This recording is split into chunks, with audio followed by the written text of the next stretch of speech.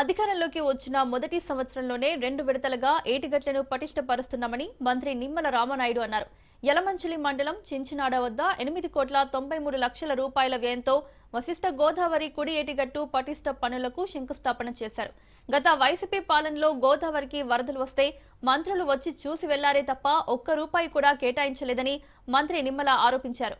రాష్ట్ర ప్రజల భవిష్యత్తు కోసం రాజధాని అమరావతి నిర్మాణం, పోలవరం ప్రాజెక్టులను త్వరితగతిన నిర్మాణం చేపడుతున్నామని తెలిపారు.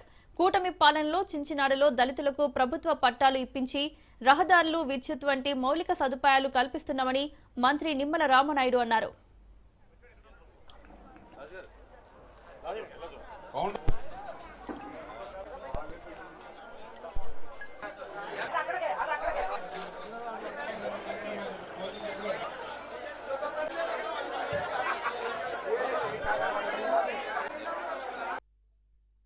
అభివృద్ధి ధ్యేయంగా, సంక్షేమమే లక్ష్యంగా తెలుగుదేశం, జనసేన, బీజేపీ ప్రభుత్వం ఈ ఆంధ్రప్రదేశ్ రాష్ట్రంలో పనిచేస్తున్న విషయాన్ని గత 18 నెలల నుంచి కూడా మీరు చూస్తూ ఉన్నారు.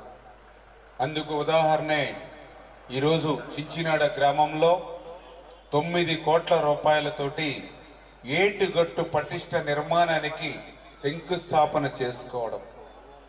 ఈ మాట ఎందుకు చెప్తూ ఉన్నానంటే, ఈవేళ 20 కిలోమీటర్ల పైబడి మన పాలకొల్లు నియోజకవర్గానికి, మన యలమంచిలి మండలానికి గోదావరి ఉంది.